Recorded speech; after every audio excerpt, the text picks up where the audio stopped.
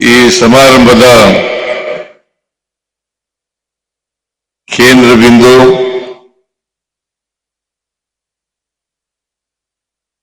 ಸನ್ಮಾನಿತರು ಆದಂತ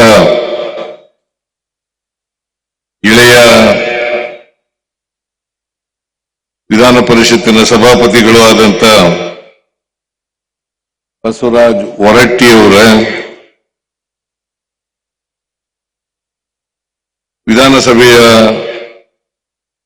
ಸಭಾಧ್ಯಕ್ಷರಾದಂತ ಯುಟಿ ಖಾದರ್ ಅವರ, ಕೇಂದ್ರ ಸರ್ಕಾರದ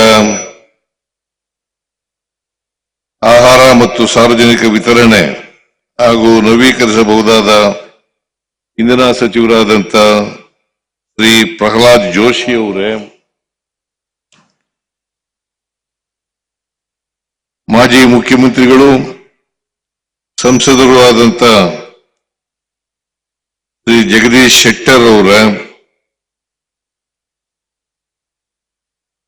ಮಾಜಿ ಮುಖ್ಯಮಂತ್ರಿಗಳು ಸಂಸದರು ಆದಂತ ಬಸವರಾಜ ಬೊಮ್ಮಾಯಿ ಅವರ,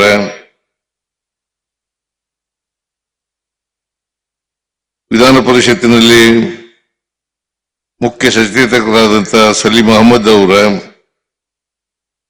ಉಪಸಭಾಪತಿಗಳಾದಂತ ಶ್ರೀ ಪ್ರಾಣೇಶ್ ಅವರ,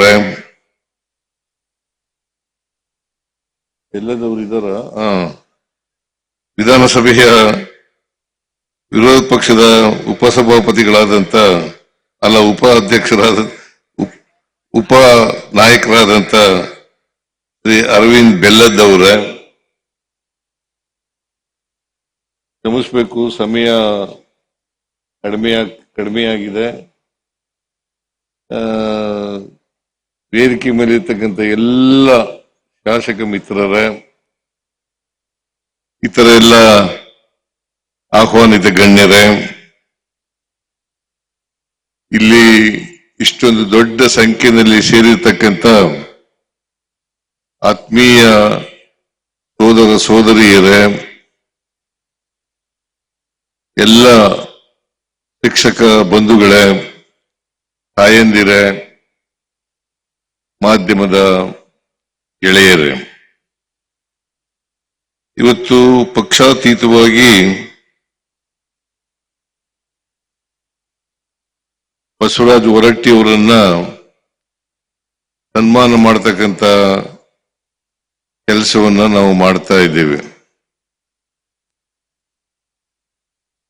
ಪಕ್ಷಾತೀತವಾಗಿ ಮಾಡ್ತಾ ಇದ್ದೀವಿ ಅಂತಂದ್ರೆ ಅವರು ಒಬ್ಬರ ಅಜಾತ ಶತ್ರುಗಳು, ಎಲ್ಲ ಪಾರ್ಟಿಗಳ ಜೊತೆನೂ ಕೂಡ ಸ್ನೇಹವನ್ನ ಇಟ್ಕೊಂಡಿರ್ತಕ್ಕಂಥವ್ರು, ಉತ್ತಮ ಬಾಂಧವ್ಯವನ್ನ ಹೊಂದಿರತಕ್ಕಂಥವ್ರು. ಹಾಗಾದಾಗ ಮಾತ್ರ ಪಕ್ಷಾತೀತವಾಗಿ ಅವರನ್ನು ಸನ್ಮಾನ ಮಾಡಲಿಕ್ಕೆ ಸಾಧ್ಯ ಆಗ್ತದೆ. ಸೊ ಹೊರಟ್ಟಿಯವರು ನೇರ ನುಡಿಯ ದಿಟ್ಟ ವ್ಯಕ್ತಿತ್ವವನ್ನು ಹೊಂದಿರತಕ್ಕಂಥ ಒಬ್ಬ ರಾಜಕಾರಣಿ ಅಂತ ಹೇಳಿದ್ರೆ ಅದು ತಪ್ಪಾಗ್ಲಿಕ್ಕಿಲ್ಲ. 1980ನೇ ಇಸ್ವಿ ಅವರು ನನಗಿಂತ ಮೊದಲು 3 ವರ್ಷ, ನಾನು 83ರಲ್ಲಿ MLA ಆದೆ. ಅವರು 80ರಲ್ಲೇ ವಿಧಾನ ಪರಿಷತ್ತಿಗೆ ಆಯ್ಕೆಯಾಗಿ ಬಂದಿದ್ರು. 83ರಿಂದ ಇವತ್ತಿನವರೆಗೆ ಸುಮಾರು 4 ದಶಕಗಳಿಗೂ ಹೆಚ್ಚು ಕಾಲ ನನ್ನ ಅವರ ಸ್ನೇಹ ಇದೆ, ಇವತ್ತಿಗೂ ಇದೆ, ಮುಂದೇನೂ ಇರ್ತದೆ ಅಂತಕ್ಕಂಥ ಮಾತುಗಳನ್ನ ಹೇಳಲಿಕ್ಕೆ ಬಯಸ್ತೇನೆ.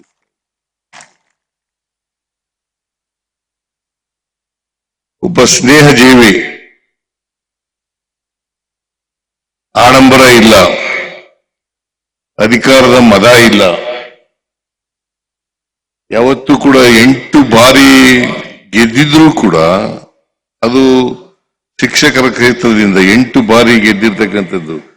ಶಿಕ್ಷಕರು ಪ್ರಜ್ಞಾವಂತ ಜನ, ಆ ಶಿಕ್ಷಕರ ಪ್ರಜ್ಞಾವಂತ ಮತದಾರ ಇರತಕ್ಕಂಥ ಕ್ಷೇತ್ರದಲ್ಲಿ 8 ಬಾರಿ ಗೆಲ್ತಕ್ಕಂಥದ್ದು ಅಂತಂದ್ರೆ ಅವರು ಶಿಕ್ಷಕರ ಸಮಸ್ಯೆಗಳಿಗೆ ಸ್ಪಂದಿಸ್ತಕ್ಕಂಥ ಕೆಲಸವನ್ನ ನಿರಂತರವಾಗಿ ಮಾಡ್ತಾ ಇದ್ದಾರೆ ಅಂತಕ್ಕಂಥ ಮಾತುಗಳನ್ನ ಈ ಸಂದರ್ಭದಲ್ಲಿ ಊಹಿಸ್ಕೊಳ್ಳಿಕ್ಕೆ ಸಾಧ್ಯ ಆಗ್ತದೆ. ನನಗೂ ಅವ್ರಿಗೂ ಸ್ನೇಹ ಸುಮಾರು 40 ವರ್ಷಗಳಿಗೂ ಹೆಚ್ಚು ಕಾಲದ್ದು ಅಲ್ಲ. ನಾನು 83 ಶಾಸಕನಾದ ಮೇಲೆ ಮೊದಲನೇ ಬಾರಿಗೆ ಭೇಟಿಯಾದೆ ಬಸವರಾಜ ಬೊಮ್ಮಾಯಿ, ಆಮೇಲೆ ಇವರಿಗೆ ಬಸವರಾಜ ಹೊರಟ್ಟಿ ಅವರಿಗೆ. ಆಗ ಭೇಟಿ ಆದ್ಮೇಲೆ ಸ್ನೇಹ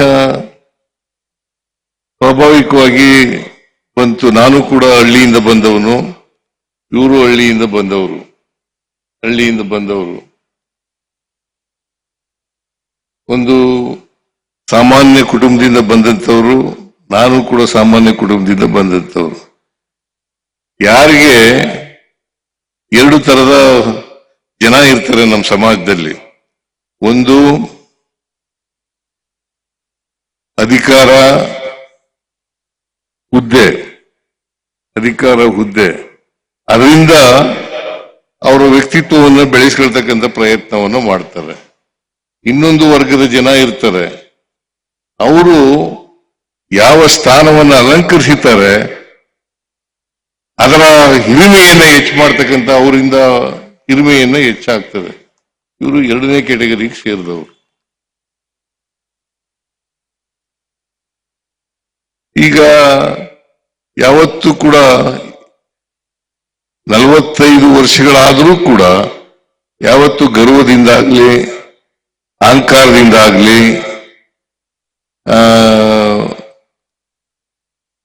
ನಾನು ಸೀನಿಯರು ಅಂತಕ್ಕಂಥ ಭಾವನೆಯಿಂದಾಗ್ಲಿ ಯಾವತ್ತೂ ಕೂಡ ನಡ್ಕೊಂಡಿರ್ತಕ್ಕಂಥ ಉದಾಹರಣೆಯನ್ನ ನಾನು ನೋಡೇ ಇಲ್ಲ. ನನಗೆ ಯಾವತ್ತೂ ಕೂಡ ನಾನು ಬೇರೆ ಪಾರ್ಟಿನಲ್ಲಿ, ಅವರು ಬೇರೆ ಪಾರ್ಟಿನಲ್ಲೇ ಇದ್ದದ್ದು ಹೆಚ್ಚಾಗಿ. ಇಂಡಿಪೆಂಡೆಂಟ್ ಆಗಿ ಗೆದ್ದ ಮೇಲೆ ಬೇರೆ ಪಾರ್ಟಿನಲ್ಲೇ ಇದ್ದದ್ದು. ನನಗೂ ಅವರು ಬೇರೆ ಬೇರೆ ಪಾರ್ಟಿನಲ್ಲಿ, ನಾನು ಬೇರೆ ಪಾರ್ಟಿನಲ್ಲಿ, ಅವರು ಬೇರೆ ಪಾರ್ಟಿನಲ್ಲಿ. ಒಂದೇ ಸಾರಿ ಮಾತ್ರ ಒಟ್ಟಿಗೆ ಇದ್ದದ್ದು. ಒಟ್ಟಿಗೆ ಇದ್ದಾಗ ಬಹಳ ಪ್ರಯತ್ನ ಮಾಡಿದ್ರು. JDS ಅನ್ನ ಒಂದು ಮಾಡ್ಲಿಕ್ಕೆ ಬಹಳ ಪ್ರಯತ್ನ ನಡೆಸಿದ್ರು. ಬಸವರಾಜ್ ಬಂದಿದ್ರು ಅನ್ನೋ ಕಾಣಿಸುತ್ತೆ. ನಾವು ಅನೇಕ ಜನ ಸೇರಿದ್ದೋ. ಅವತ್ತು JDS ಒಂದಾಗಿದ್ದರೆ ಇವರ ಪ್ರಯತ್ನ ಯಶಸ್ವಿ ಆಯ್ತಿತ್ತು. ಅಲ್ಲಿ ಒಪ್ಕೊಂಡು ಹೋದ್ಮೇಲೆ ಅದಾಗ್ಲಿಲ್ಲ. ನಾವೆಲ್ಲರೂ ಕೂಡ ಇವ್ರ ಜಮೀನಿದೆ, ಪಕ್ಕದಲ್ಲಿ ಜಮೀನಿದೆ,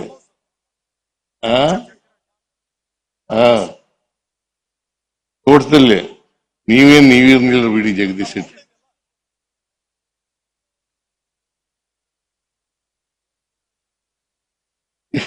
ಇವರು ಸೇರಿಸಿದ್ರು, ಬಹಳ ಜನ ಸೇರಿದ್ದು.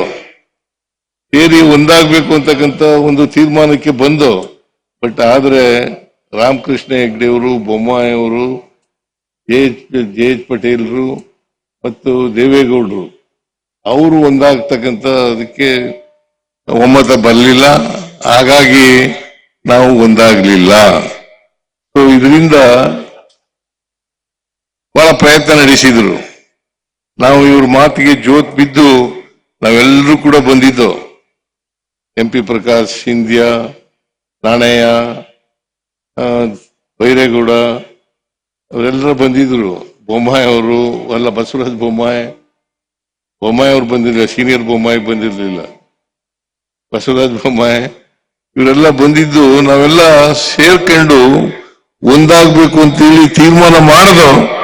ಆದರೆ ಮೇಲ್ಗಡೆಯಿಂದ ಅದು ಒಮ್ಮತ ಬರದೇ ಇದ್ದರಿಂದ ಅದು ಆಗ್ಲಿಲ್ಲ ಅಂತಕ್ಕಂಥ ಮಾತುಗಳನ್ನ ಹೇಳಲಿಕ್ಕೆ ಬಯಸ್ತೇನೆ. ಯಾಕಂತಂದ್ರೆ ಒಂದು ರಾಜಕೀಯ ಪಕ್ಷ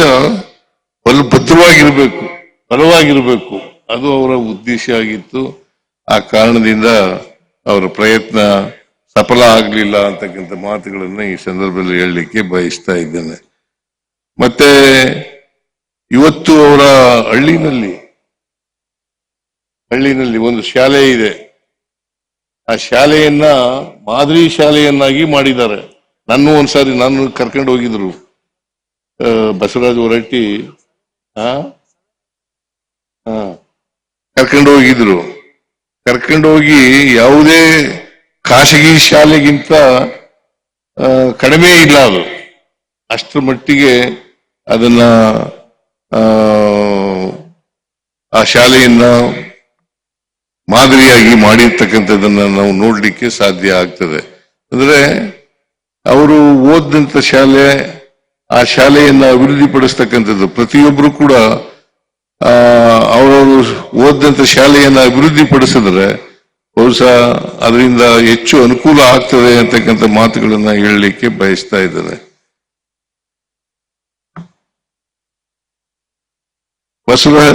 ಬಸವರಾಜ ಹೊರಟ್ಟಿಯವರು ಅವರನ್ನ ಹೋರಾಟದ ಹೊರಟ್ಟಿ ಅಂತಲೇ ಕರೀತಾರೆ. ಹೋರಾಟದ ಹೊರಟ್ಟಿ ಅಂತಲೇ ಕರೀತಾರೆ. ಕಾರಣ ಯಾಕಪ್ಪ ಅಂತಂದ್ರೆ ಅವರು 8 ಅವಧಿಯಲ್ಲಿ ಈಗ 45 ವರ್ಷ ಆಗಿದೆ, ಇನ್ನು 3 ವರ್ಷ ಇರ್ತಾರೆ. ಬಹುಶಃ ಮುಂದಿನ ಚುನಾವಣೆಗೂ ನಿಲ್ತಾರೆ ಅಂತಕ್ಕಂಥ ಭಾವನೆ ನನಗಿದೆ. ನಿಲ್ತಾರ ಏನಪ್ಪಾ? ಇಲ್ಲ ಅಂತ ಹೇಳಲ್ಲ, ನಿಲ್ತಾನೆ.